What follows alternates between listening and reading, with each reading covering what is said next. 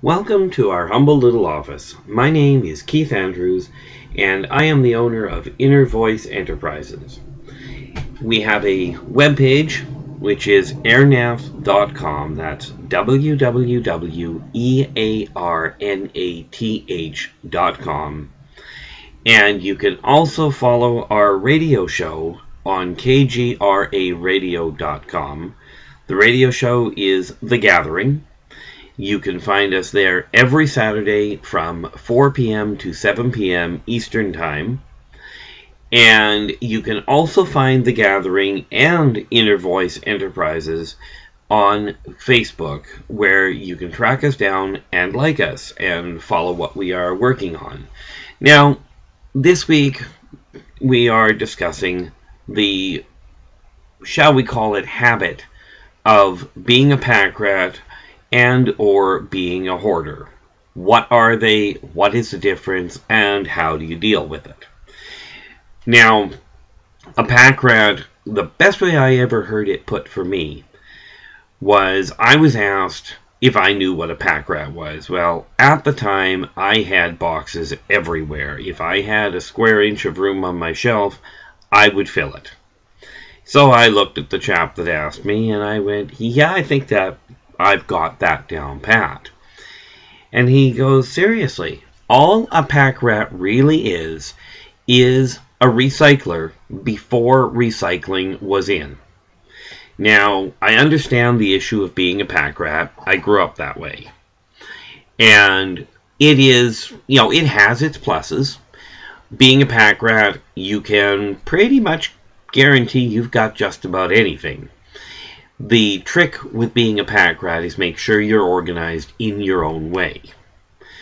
Now, there's nothing wrong per se with being a pack rat as long as you're still following health issues, as in keeping your place clean, making sure that what you're keeping, granted, you're a pack rat, it may not have a real big use for you right now, but if it's broken or if it's garbage, get rid of it.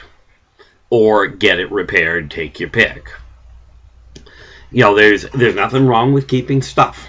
People think, and myself included, I used to see it the same way. You have stuff. If you look behind me, I've got up here, I've got all kinds of books and binders and things there. And over on this side, I've got more books, more paperwork, more stuff.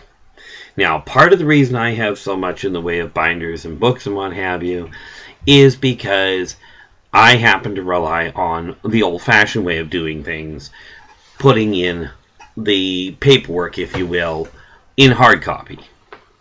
Now, the difference that we run into here, because, like I said, being a pack rat, no problem. There is an extra problem that goes with it, though. It quite often evolves into something called being a hoarder. Now, I am not, shall we say, a clinical psychologist by any means. I'm just me. And yes, I've been working with people for over 40 years now as a professional psychic. And I've dealt with pretty much every type of person, every walk of life, as near as I can figure. I'm sure there's some I haven't. When it comes to hoarding, what hoarding seems to be attached to is somebody, if you're a hoarder or if you know somebody that is one, this is a very real problem. Because the difference between a hoarder and a pack rat, as far as I've seen, is that a hoarder is somebody that holds on to everything, garbage and broken stuff and dirty stuff included. This can become a very big health hazard. Now, what causes it, from my understanding and from my experience from the people I've talked to, is a fear of losing things, a fear of abandonment, a fear of not belonging. Potentially it's a fear of moving forward. And there's a lot of different things that people will say, oh, I'm hanging on to it because. If there's an item, you can bet there's several reasons for hanging on to it, for keeping it in your possession. But when you don't have a place to live, or more to the point, you don't have a place to sleep because you've got so much stuff, part of the problem arises where you get that much clutter, and you pack rats out there will find the same thing. You get so much clutter in your house that you cannot relax properly, and then it becomes overwhelming. Now, if you know a hoarder and you've tried to help them, you take a look at them and go, well, just get rid of it. We'll bring somebody in and we'll remove the stuff and you'll be fine. That's a great idea, but it doesn't work on the whole.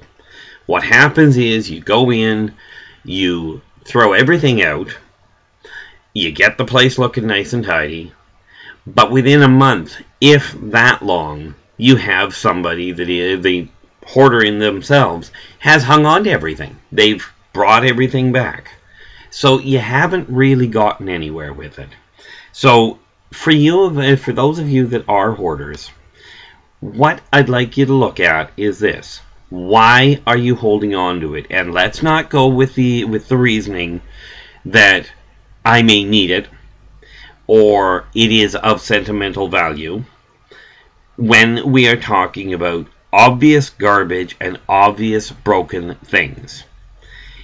You may well need it, but I will tell you this. If it is clear garbage, as in old pizza crusts or dirty rags, dirty things, oil-covered garbage, old paper plates. I've heard of some hoarders that in the midst of all of their mess, they have animals that have passed away. All of these things, there is no functional reason to hang on to, and they do provide a very real health problem. So, when you're looking at it, take it in small steps.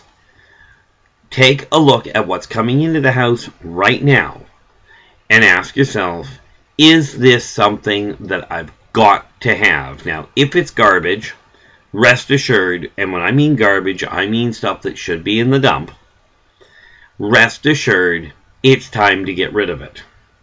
For those of you that know hoarders, and there are a lot of people, you can walk into somebody's house and you know, are they a hoarder? Are they a pack rat?